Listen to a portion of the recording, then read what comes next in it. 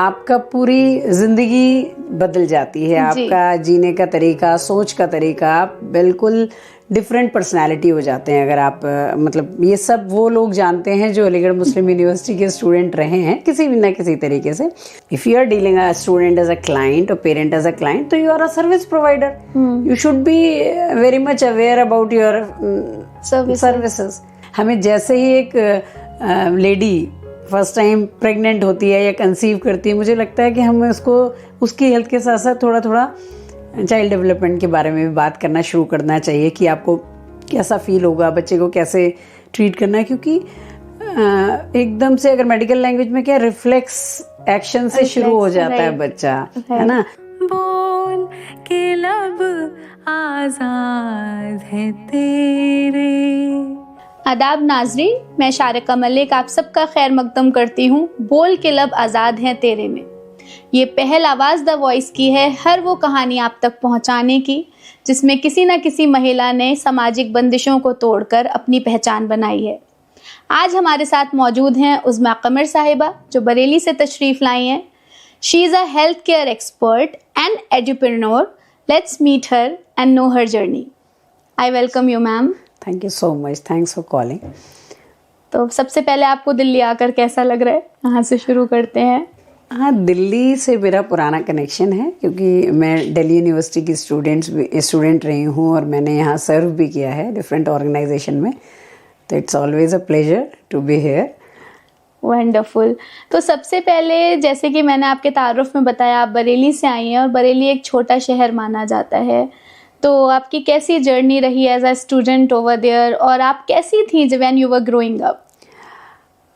It was very nice क्योंकि मेरी mother एक बहुत एम्बिशियस लेडी हमेशा रही और वो चाहती थी कि मैं एक अच्छी एजुकेशन लूँ और वर्किंग प्रोफेशनल बनूँ। तो ये उस टाइम में एक मेरे लिए गॉड गिफ्ट था, एक मेरे लिए ब्लेसिंग थी कि अगर मेरी मदर ऐसा चाहती हैं। और उन्होंने मुझे काफ़ी मोटिवेट किया, बहुत ज़्यादा सपोर्ट किया।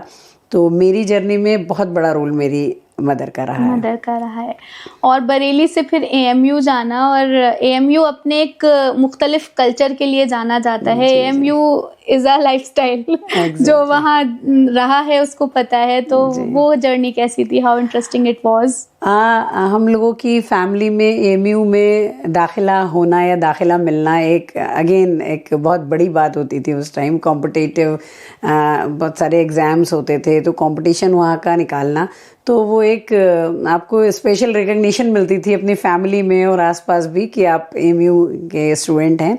और जैसा आपने कहा कि एएमयू में स्टडी करना मतलब आपका पूरी ज़िंदगी बदल जाती है, आपका जीने का तरीका, सोच का तरीका, आप बिल्कुल डिफरेंट पर्सनालिटी हो जाते हैं। अगर आप मतलब ये सब वो लोग जानते हैं जो अलीगढ़ मुस्लिम यूनिवर्सिटी के स्टूडेंट रहे हैं किसी भी ना किसी तरीके से। तो अलीगढ़ ने मेरी ज़िंदगी में बहुत बदलाव किया। मैंने वहाँ से फिजियोथेरेपी एंड रिहैबिलिटेशन का कोर्स किया JN medical college AMU Aligarh से। तो it was a different and very grooming kind of journey.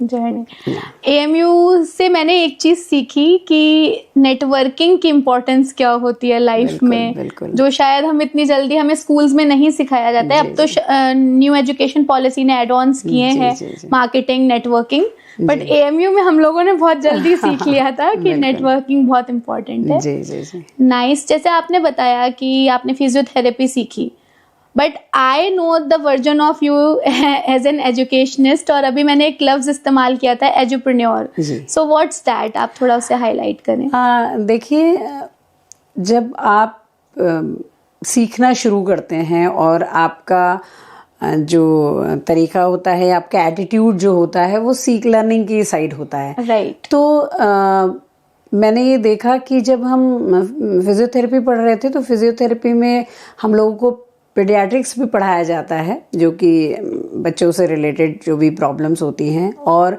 Psychology भी पढ़ाई जाती है। तो मेरा इंटरेस्ट वहाँ से चाइल्ड साइकोलॉजी की तरफ काफ़ी बढ़ा। अब जब हम चाइल्ड साइकोलॉजी की बात करेंगे तो हम एजुकेशन और हेल्थ दोनों को लेकर चलते हैं, क्योंकि हम बचपन से जानते हैं कि कहते हैं कि हेल्दी माइंड अगर नहीं हुआ तो हेल्दी बॉडी नहीं होगी, हेल्दी बॉडी नहीं है तो वो हेल्दी माइंड। तो इसलिए दोनों का कोऑर्डिनेशन, दोनों का को साथ में लेकर चलना इज़ वेरी मच रिक्वायर्ड। तो वहाँ मुझे साइकोलॉजी में भी इंटरेस्ट डेवलप हुआ and I move towards childhood disability. Childhood disability में आए आप तो आप साइकोलॉजी पढ़ते हैं, देन आपको ये बहुत ज़रूरत लगती है कि हमारे बच्चों का एजुकेशन का स्टैंडर्ड क्या है, बेसिकली उनको क्या सिखाया जा रहा है। हम सब जिस एजुकेशन को लेकर बड़े हुए हैं उसमें रोड लर्निंग का एक बहुत बड़ा रोल था। उसमें हेल्दी कंपटीशन के नाम पर आप समझ सकते हैं कि मल्टीपल, एग्जैक्टली रेट रेस था। मल्टीपल इंटेलिजेंस को हम कभी कहीं भी कवर नहीं करते थे। एक बच्चा अच्छा लिख सकता है, अच्छा पढ़ सकता है, अच्छे मार्क्स ला सकता है, वही इंटेलिजेंस का क्राइटेरिया था। राइट। लेकिन जब आप साइकोलॉजी में आते हैं, जब आप बच्चों को मिलते हैं, समझते हैं, तो आपको इंटेलिजेंस का मतलब समझ में आता है कि एक बच्चा जो बहुत सिंपल तरीके से मिट्टी के साथ खेलकर कुछ घर बना रहा है, वो भी इंटेलिजेंट है ना।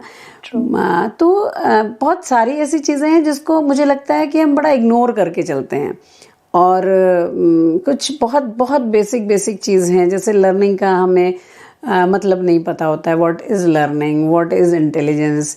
तो ये सारी चीज़ें जब आप बच्चों के साथ जुड़ते हैं, उनके साथ खेलते हैं, उनके साथ सीखते हैं, मैं कभी नहीं कहती कि हम सिखाते हैं, हम बच्चे जो है ना एक एडवांस एरा है हमारे लिए, उनसे तो हम सीख सकते हैं। मेरा बेटा मुझसे कहीं बेहतर टेक्नोलॉजी जानता है, मेरा बेटा जितने अच्छे से मोबाइल चला सकता है, शायद स्टिल आई एम लर्निंग।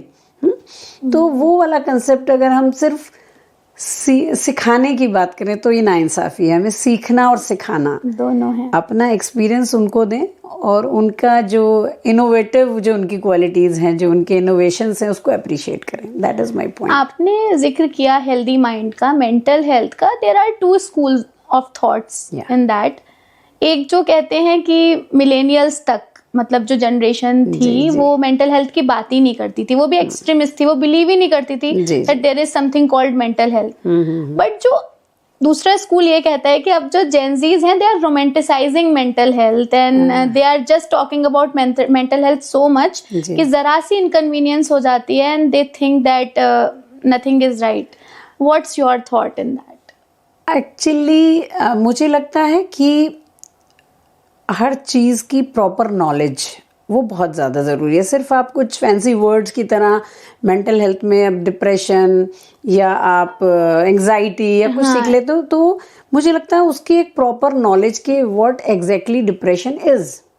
आपको एक बार कुछ होपलेसनेस लग रही है या आपको डाउन फील हो रहा है तो आप उस टाइम अपने आप को डिप्रेस नहीं मान सकते। देयर आर टेक्निकल सिम्टम्स, अगर वो सिम्टम्स हैं, और मेडिकल साइंस भी कहती है एटलीस्ट 5 सिम्टम्स तो होना चाहिए, है ना, तभी आप किसी डिजीज को लेबल कर सकते हैं। अदरवाइज तो मतलब आपने कुछ वर्ड सीख लिए और आपने उनको यूज करना, that is not correct. Can you quickly tell us if it is possible what are the 5 symptoms to know that somebody is in depression और नॉट?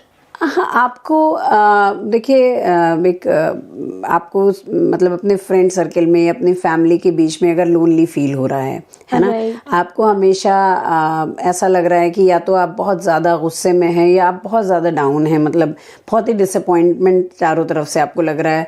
हर एक आपको लग रहा है, जैसे कहते हैं कि रोने की फीलिंग आना हर टाइम, है ना, तो उस तरीके से लगना। या फिर आपको खाने में इंटरेस्ट नहीं है, आपको जो चीज़ें बहुत इंटरेस्टिंग लगती थी अब वो सब चीज़ें इंटरेस्टिंग नहीं लगती हैं। नींद में कमी, भूख में कमी, तो ऐसी ये बहुत जनरल चीज़ें हैं जिसमें आप ये कह सकते हैं कि ये डिप्रेशन है। बट ये at least 5 symptoms should be there. ऐसा नहीं है कि सिर्फ आपको भूख नहीं लग रही है तो आप डिप्रेशन में, कुछ और रीजन भी हो सकता है, नींद नहीं आ रही है तो आप डिप्रेशन में। No, and there should be some cause behind, है ना, कुछ सिग्निफिकेंट कॉज होना चाहिए। ऐसा नहीं कि आप मतलब लो फील कर रहे हैं, फीवर है और लो फील कर रहे हैं तो आप डिप्रेशन भी है साथ में, that is not a point. As far as I am understanding, over a decade you are dealing with children. Yes. So have you seen any changes in children, like पहले अलग होते थे अब अलग होते थे, या how you are dealing with this generation gap? Actually अगर आप कहें तो अगर पॉजिटिव साइड देखें तो आप देखेंगे कि वो बहुत क्विक लर्नर्स हैं। आपका जो जनरेशन है क्विक लर्नर्स हैं, वो वोकल हैं, वो आपसे बात करते हैं, right? हाँ, तो दे आर मोर कॉन्फिडेंट, है ना। तो ये सारी चीज़ें जो हैं ये डेवलप हुई हैं। इससे पहले हमारी जनरेशन या उससे आगे वाली जनरेशन में लिहाज के नाम पर शाइनेस या कम कम्युनिकेटिव होना या वोकल ना होना, We never taught to say no. Exactly, no नहीं कह सकते बड़ों के सामने, आंख नहीं मिलाना है, सर उठा के मतलब बात नहीं करना। आज चीजें चेंज हो गई हैं। आप अगर आई कांटेक्ट नहीं करते हैं तो you are not normal. If you are not doing eye contact, तो अगर मैं अपने स्पेशल एजुकेशन की लैंग्वेज में कहूँ तो वो एक मतलब डिसेबिलिटी का सिम्टम आ जाता है कि अगर बच्चा, तो कॉन्फिडेंस बढ़ा है बच्चों में। इसके अलावा चीज़ें वोकल हुए हैं और मतलब चीज़ें एंड क्विक लर्नर भी हैं। हाँ, एक कमी है, पेशेंस जो है वो, lack of patience is there, lack of patience is visible. तो और इसकी वजह से एग्रेशन भी है, इसकी वजह से आप जब तक आप उन्हें लॉजिक नहीं देते हैं वो आपकी बात मानने को, पहले जो बड़ों ने कहा है तो आप मानिए, but now they need a logic कि आपकी बात मैं मानूं तो उसके पीछे रीजन क्या है। They can fact check ना, एग्जैक्टली। Yes. तो जैसे कि आपने अभी बताया कि जो children they are very aggressive, तो इसका रीजन आपको ये लगता है बहुत सारी चॉइसेस हो गई हैं? लाइक अगर मैं बात करूं ई कॉमर्स की, ब्लिंकिट, जोमेटो, तो इतनी चॉइसेस हो गई हैं कि दे आर कंफ्यूज्ड। हाँ, दे आर कंफ्यूज एंड मुझे लगता है कि हमने ज़्यादा कंफर्ट जोन में उनको रख दिया है in the name of means आप सेफ्टी सिक्योरिटी कह सकते हैं, आप उसको उनके लिए आप कह सकते हैं कि मतलब वो हम उनकी केयर करते हैं in the name of care, या आप ये कह सकते हैं you don't have time just because of nuclear families. तो आपको अब बच्चे को बाहर भेजना, एक तो आपको सेफ्टी सिक्योरिटी का इशू आ जाता है, तो आपके पास ऑप्शन है, ब्लिंकिट है, ये बेटा घर पे ऑर्डर कर लेना, फोन इज देयर। एक तरफ आप ये कह रहे हो उसका स्क्रीन टाइम बहुत ज़्यादा है, दूसरी साइड आप ही उसको फ़ोन प्रोवाइड कर रहे हो, आप उसको मतलब ये सारे चीज़ें एक्सेस करना बता रहे हो। तो but there should be some balance, है ना। Right. वो बैलेंस का जहाँ भी गड़बड़ होता है वहाँ प्रॉब्लम आती है। Okay, so you were into administration also, and there I have noticed one thing nowadays, because I was a teacher before few years. Yeah. मैं इसको कट कर लेते हैं, cut. So as far as I know, you were an administrator before. So in schools, they usually say that these students are stakeholders. So do you think that it is changing the perspective and relationship between teacher and students? Exactly. अब देखिए, एक जो observe आप करेंगे कि अगर हम ये कहते हैं कि टीचर्स को अब रेस्पेक्ट नहीं मिलता, या बच्चे और टीचर के बीच का जो बॉन्ड है अब पहले जैसा नहीं रहा, है ना। जो हम गुरु ब्रह्मा, गुरु विष्णु, गुरु देवो महेश्वरा वाली बात करते थे कि गुरु जो है वो भगवान से भी आगे है, तो वो, लेकिन अब क्या है ना, इट इज आप कह सकते हैं दोनों साइड से है। अब टीचर भी अपनी जॉब के लिए, अपनी ड्यूटीज के लिए उतने ज्यादा they are taking it as a job. Exactly. और दूसरा, टीचर्स बाय चांस बहुत ज्यादा हैं, टीचर बाय चॉइस बहुत कम है, है ना।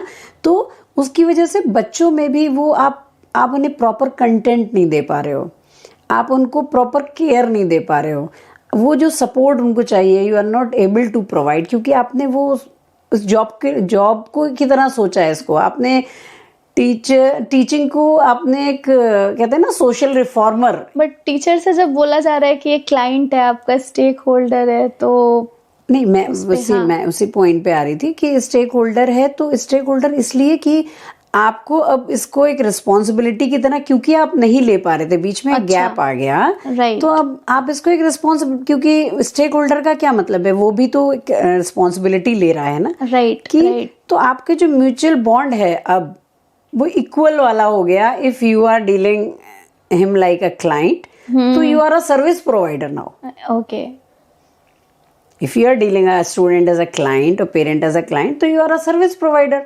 You should be very much aware about your services. तो that is the point कि जिस तरह से आप डील करेंगे, जिस तरह से आप, मतलब दोनों ही तरफ चेंज आया है। Exactly, समझ गए, दोनों तरफ चेंज आया है, म्यूचुअल। पहले टीचर्स आर वेरी सेल्फलेस, तो इसलिए एडमिनिस्ट्रेटर भी बिल्कुल कुछ नहीं कहते थे, ये समझ में आया मुझे। अब एजुप्रेन्योर मैंने पहले भी ये यूज किया, सो हाउ people, मतलब how this collab of word is happening? Actually देखिए, क्योंकि हम सब जानते हैं हेल्थ और एजुकेशन दोनों बहुत तेजी से मतलब इसका बिजनेस की तरफ जा रहे हैं। तो मुझे लगता है कि जब ये नीड ऑफ आवर है, तो आपको बिजनेस, अगर एजुकेशन के बिजनेस में आप आ रहे हैं तो क्वालिटी चाहिए, है ना? राइट। और अगर हम इस फील्ड में अवेयर हैं, इस फील्ड की हम नॉलेज रखते हैं, तो मुझे लगता है कि ये एक ऐसा फील्ड है, इतना डेलिकेट, इतना टेंडर फील्ड है कि इसमें क्वालिटी का होना इतना ज़रूरी है, क्योंकि आप लाइफ चेंज कर रहे हैं, आप लाइफ चेंज कर रहे हैं आप। मतलब अगर आप एजुकेशन के लिए सिंसियर और अवेयर नहीं हैं, तो आप कई जिंदगियां बना सकते हैं और कई जिंदगियां खराब कर सकते हैं। तो मुझे लगता है अगर आप एजुकेशन देने में भी इंटरेस्टेड हैं और आप ऑब्वियसली आपको अर्निंग भी करनी है, आपको अपना काम भी करना है, तो मुझे लगता है इसमें ऐसे लोगों को आना चाहिए जो लिटरली, जो जिनका एप्टीट्यूड एजुकेशन है, जो सच में चेंज चाहते हैं, जो सच में चाहते हैं। सिर्फ पॉलिसीज चेंज होने से कुछ नहीं होता, मेरा ये मानना है। इम्प्लीमेंटेशन बहुत जरूरी है, बहुत जरूरी है। इम्प्लीमेंटेशन, लैक ऑफ इम्प्लीमेंटेशन जो है ना, वो सबसे बड़ा मुझे लगता है that is the gap, I guess. Exactly, क्योंकि पॉलिसीज तो बहुत अच्छी बनी है, लेकिन इम्प्लीमेंट नहीं हो पाती है। You are absolutely right. तो अभी आप जिस मुकाम पर हैं, अपने आप को देखती हैं, आपने इमेजिन किया था 20 साल पहले या 10 साल पहले कि आपकी ये जर्नी रहेगी? मतलब was it a planned journey or it happened as per the events? आप कह सकते हैं कहीं, मतलब आपके जो आप प्लान करते हो, सबकॉन्शियस माइंड में आपके कहीं ना कहीं रहता है, you have to do something for the society. Right. तो मेरी जो दोनों फील्ड्स हैं, मेडिकल हो या एजुकेशन हो, मुझे लगता है कि मैंने हमेशा ये सोचा कि लोगों के लिए कुछ करना है, और कोशिश भी की है, क्योंकि मैंने थोड़ा सा सोशल सर्विस की तरफ मैं इंक्लाइन रही। तो हमेशा से मेरा ये कोशिश रही कि मैं स्पेशल बच्चों के लिए, चिल्ड्रन विद स्पेशल नीड्स, उनके लिए कुछ कर पाऊँ, टीचर्स के लिए कुछ कर पाऊँ, जिससे टीचर्स, एटलीस्ट जो टीचर्स बाय चॉइस हैं, वो सच में एज अ सोशल रिफॉर्मर काम कर पाएँ। और साथ ही साथ मेडिकल, तो आपको पता है मेडिकल में तो बहुत कुछ करने को है। तो मतलब मैंने अपने दोनों फील्ड्स को कंबाइन करके ऐसा कुछ चेंज लाने की सोसाइटी में कोशिश की है। और साथ ही साथ यूथ सेंसिटाइजेशन, क्योंकि इस चीज़ की भी आप देखिए बहुत ज़्यादा कमी है, क्योंकि हम लोग बहुत आसानी से कॉमन लैंग्वेज में किसी को भी डेफ, डम, I was going to ask this question only. हम लोग बहुत आसानी से किसी को भी लंगड़ा, गूंगा, बहरा, जो होता नहीं है उसको भी कह देते हैं, just to abuse them. जी, पागल, or demean them. पागल, है ना। तो ये बहुत कॉमन से स्लैंग लैंग्वेजेस हैं जो बहुत हम कॉमनली यूज कर लेते हैं बिना सोचे समझे। तो सेंसिटाइजेशन जो है वो बहुत ज़रूरी है, either for person with disability और फॉर वीमेन, है ना।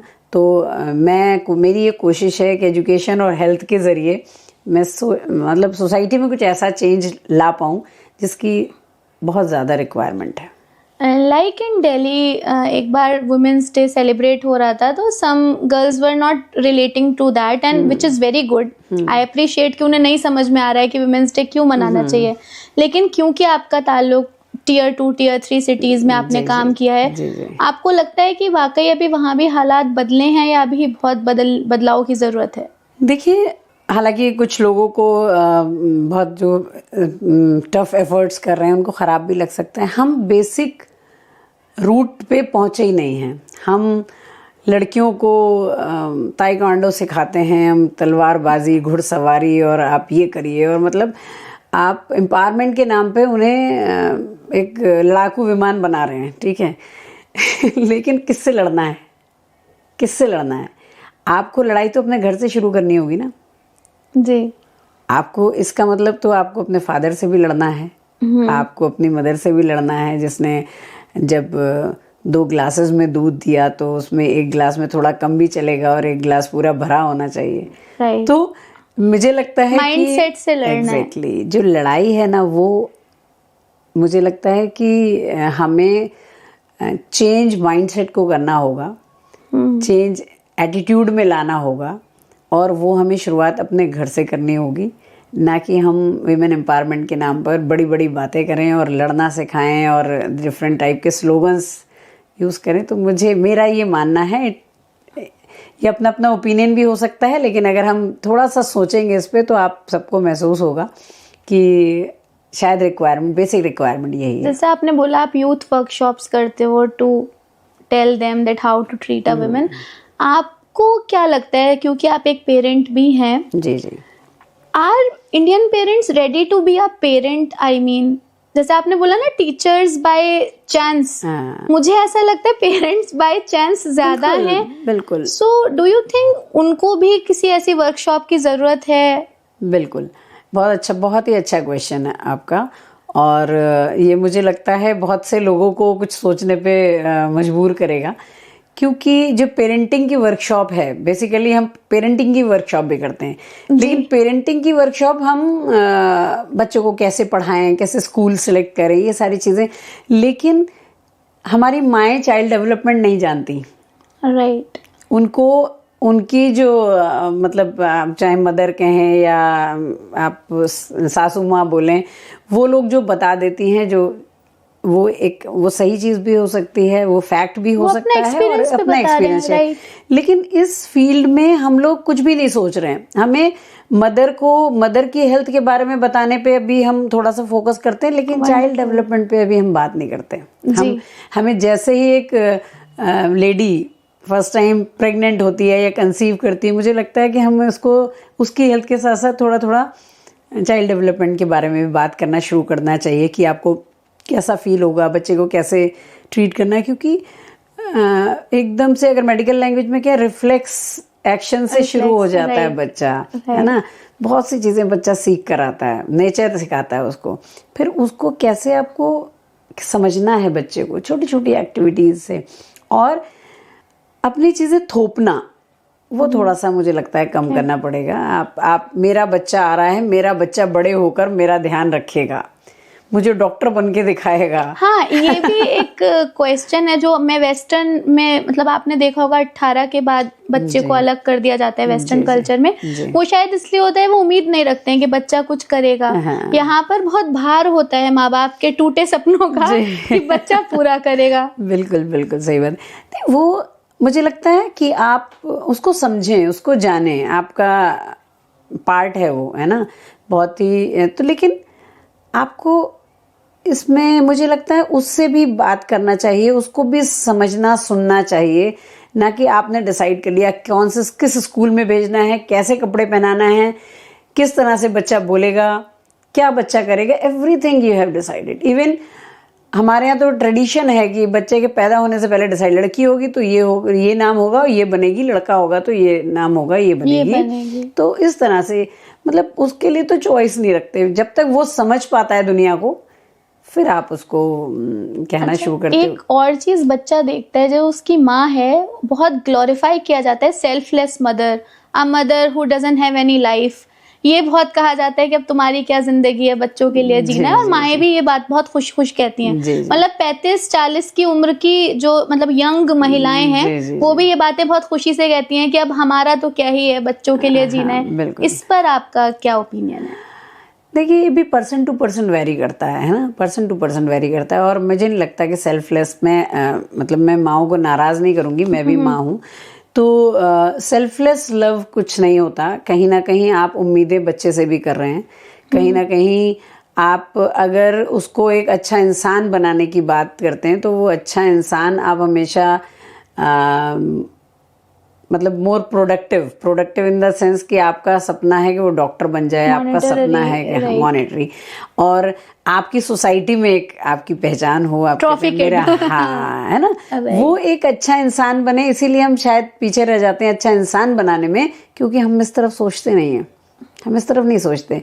हमारी मतलब हमारी बात खराब ना हो, हमारी इज्जत खराब ना हो, ये सारी चीज़ें आप उससे एक्सपेक्ट करते हैं। और आप वो क्या चाहता है एज अ ह्यूमन बीइंग, उसकी किस तरह की मेंटल कंडीशन है, वो चीज़ों को कैसे ग्रैस्प कर रहा है, वो चीज़ों को कैसे इंटरप्रेट कर रहा है, इस तक हम नहीं पहुंच पाते है ना। तो बेसिकली ये चेंज लाना बहुत ज़रूरी है। तो उसके लिए मुझे लगता है पहले खुद की ज़रूरतें पता हों, वो पूरी हों, तब हम किसी और की कर पाएंगे। बिल्कुल बिल्कुल सही बात है। तो यही है ना, एक किसी ना किसी जनरेशन को तो आगे आना होगा, राइट, किसी ना किसी जनरेशन को आगे आना होगा। ये सोचने, अगर मान लीजिए ये जेनजी और जेन अल्फा अगर बहुत ज़्यादा साइकोलॉजिकल एस्पेक्ट्स की बात करते हैं, मेंटल हेल्थ की बात करते हैं, मेंटल इश्यूज की बात करते हैं, तो दैट इट इज़ गुड। इसका मतलब वो समझ रहे हैं, वो समझ रहे हैं, चीज़ों को एनालाइज कर रहे हैं, चीज़ों को एनालाइज करके वो इम्पोर्टेंस समझ रहे हैं मेंटल हेल्थ की। लेकिन मुझे ये लगता है इसमें हम लोगों का भी रोल है कि हम सुन रहे हैं, तभी तो वो समझ रहे हैं। हमने वो एहतजाज शुरू तो किया होगा ना, मिलेनियल्स ने या हमसे पहले वाली जनरेशन ने, बिल्कुल जो आगे उनको एक पिच मिल गई तैयार। बिल्कुल, एग्जैक्टली। तो ये चेंजेस हैं, ये पॉजिटिव चेंजेस हैं। तो मुझे नहीं लगता कि अगर मेंटल हेल्थ पे ज्यादा बात हो रही है तो इट इज बैड। अगर बट हमें उनको बहुत उतना ही एसेंशियल से समझ के उसकी प्रॉपर नॉलेज कन्वे करना, that is required, solution oriented. Yes. तो मैं बस आपसे ये जानना चाहती हूँ कि आपकी जर्नी बहुत वर्सेटाइल है और बहुत मुबारक हो आपको कि आप इतना अच्छा काम कर रही हैं। सबसे सोसाइटी के लिए बहुत कम लोग सोचते हैं, पहले सब अपना सोचते हैं। तो आपकी इस जर्नी में कोई ऐसा किस्सा हो जो अब आपको याद हो कि आपने किसी की ज़िंदगी बदली और वो आपके साथ रह गया हो? देखिए, जब मैंने कहा ना, जब आप टीचर होते हैं, जब आप थेरेपिस्ट होते हैं, जब आप काउंसलर होते हैं, तो ऐसे बहुत सारी स्टोरीज आपके साथ जुड़ती हैं। और एथिक्स ये कहती हैं कि हम बहुत सारी चीज़ों को डिस्क्लोज ना करें, लेकिन हाँ, अगर एक बच्चा जिसको सोसाइटी ने बिल्कुल ये मान लिया था कि ये तो ऊपर वाले का अभिशाप है, कर्स है, और वो कुछ नहीं कर सकता लाइफ में, अगर वो स्कूल चला जाता है, नॉर्मल स्कूल जाके, मोटिवेट तो ऐसी बहुत सी कहानियां हैं मेरे पास। और ऐसे बहुत से जो बच्चे जो मेंटल हेल्थ से स्ट्रगल कर रहे थे, अगर आज वो वर्किंग प्रोफेशनल्स हैं और अपनी फैमिली को सपोर्ट कर रहे हैं, तो वो भी एक, या कोई बच्चा अगर किन्हीं जो सोसाइटी की जो कहते हैं कि बुरी आदतें, जो स्मोकिंग है या आपका कोई ड्रग्स या अल्कोहल लेने वाला इस तरह का है, और अगर वो उसकी लाइफ में चेंज आता है, तो ऐसी आई एम ब्लेस्ड कि ऊपर वाले ने मुझे इस लायक बनाया कि ऐसे कई लाइफ्स हैं जो चेंज हुई हैं।